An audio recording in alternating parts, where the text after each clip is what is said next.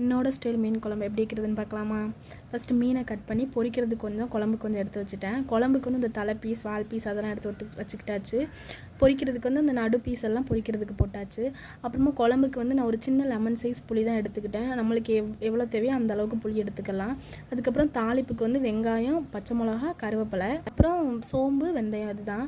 இது வந்து தாளிப்புக்கு எடுத்து வச்சுக்கணும். அதுக்கப்புறம் வந்து ஒரு தேங்காய் பேஸ்ட் போடுவோம்ல, அதில் நான் என்னென்ன போடுவேன்னா சின்ன வெங்காயம், சீரகம், சோம்பு, பூண்டு தான் போடுவேன். என்கிட்ட சின்ன வெங்காயம் இல்லாதனால நான் பெரிய வெங்காயம் யூஸ் பண்ணியிருக்கேன். ஆனால் நீங்கள் சின்ன வெங்காயம் யூஸ் பண்ணுங்கள், உண்மையாக சூப்பராக இருக்கும். அப்புறம் நான் இன்றைக்கி கத்திரிக்காய் சேர்த்துருக்கேன். கத்திரிக்காய் போட்டு வச்சா நல்லாயிருக்கும், முருங்கைக்காய் போட்டு வச்சாலும் நல்லாயிருக்கும்.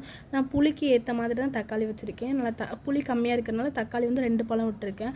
அப்புறம் நம்ம அரைச்சி வச்சது இந்த மசாலா எல்லாம் போட்டு கலந்து வச்சுக்கணும். அப்புறம் நான் தாளிச்சிட்டு இருக்கும் போதே சச்சின் வந்து எனக்கு இந்த எக் போண்டாவும் பஜ்ஜியும் வாங்கிட்டு வந்தாங்க.